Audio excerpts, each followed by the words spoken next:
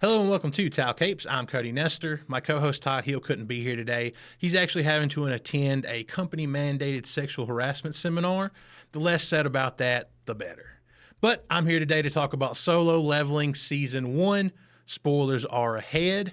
Now, since you've clicked this video and hopefully you're still watching, you're probably already pretty familiar with Solo Leveling, but just in case anyone out there isn't, I'm going to set up the story. So while I talk, here's some cool scenes from the show for you to watch. Solo Leveling is an adaptation of a popular South Korean manhwa that began in 2016. The story takes place in a world where mysterious portals known as gates have sprung up around the globe, connecting the human world to alternate dimensions. Simultaneously, something has awakened within humans, granting them supernatural abilities to fight the monsters found in these gates. These humans came to be known as hunters and are ranked by letter grade from E to S. With the establishment of hunter agencies and guilds, it became a career for individuals to enter gates and slay the bosses that keep them open for profit. The protagonist, Jin Woo, is an E-rank hunter who is exceptionally weak even for his low rank and bears the nickname World's Weakest Hunter. One day, Jin Woo accompanies a group to clear a D-rank gate, something far above his power level but easy enough for ordinary hunters to handle. Things go south when the party discovers a secret room filled with stone statues. They quickly realize they're out of their depth when the strongest hunters in their party are killed with ease by the statues. Finding himself abandoned by his party moments before death, Jin Woo is given the chance to become a player, and he readily accepts his only alternative to death. Waking up in the hospital, he finds himself physically unchanged but can access a HUD, which gives him quests. Completing them provides Jin Woo with various rewards that benefit him. Through these quests, he discovers that he can level up, which strengthens his power, giving him the ability to infinitely grow stronger. But in order to get there, he'll need to start from the ground up.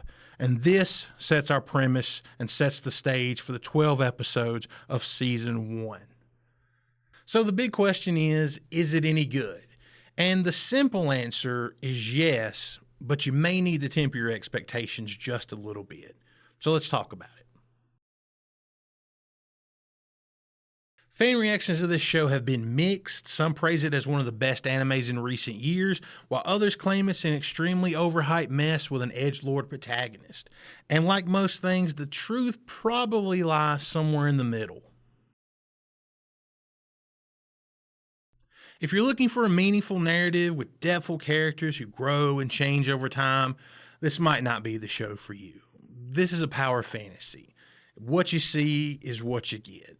The show isn't so much concerned about if Jin Woo is going to rise to the level of his next major opponent as it is when is Jin Woo going to rise to the level of his next major opponent. And Solo Leveling isn't focused on how interesting the path to that next level up is, as much as it is on how good it looks. And most of the time, it looks pretty damn good. So before we get into animation and we talk about action and some of the stronger points of the show, let's talk about characters. Of course, we have Jin Woo, who is our main character. He gets stronger every episode. That's his thing. That's really his only thing. He does have some motivation that's tied to his mother that we'll talk about in just a minute, but you don't get much more than that when it comes to the protagonist of this show. We have Jin Ho, who becomes a friend of Jin Woo. He's another novice hunter whose goal is to perform a set number of raids so he can become the guild master of his rich father's new guild. We have Jin Ha. She's Jin Woo's sister. That's basically it. She's in the show just a little bit here and there. She comes in, has meals with Jin Woo and leaves, comes in, sits down for some KFC, and she's gone as quickly as she arrived. Not much really to her character here. We mentioned Jin Woo's mother. So she suffers from something called the eternal sleep disease. This supernatural disorder renders its sufferers permanently unconscious and is a byproduct of humanity's exposure to mana. Jin Woo's motivation to level up is driven by his desire to cure his mother. If you don't find Jin Woo an interesting enough main character, you're definitely not going to stick around for the side characters. Moving on to animation. Animation-wise, that's where Solo Leveling shines. The manhwa features some beautiful art, and the show delivers some great visuals of its own. A1 Pictures, the studio behind this show, delivers on the art, and they deliver on the action. Those two things are why you should watch this show, and why you'd stick around once you do. because you're certainly not going to be sticking around for the plot. You'll stick around if you want to see Jinwoo level up to fight increasingly tougher opponents while becoming more famous and more detached from reality. That's your hook. Come for the power fantasy, stay for the power fantasy. The last thing I want to talk about before I give you my review score is potential. Now, I've read the manhwa only as far as where the anime stops to kind of compare the two. I may read more. I may wait for season 2. Free time is kind of hard to come by these days. But bottom line is I'm on board for season 2. I know what I'm in for. I know what to expect.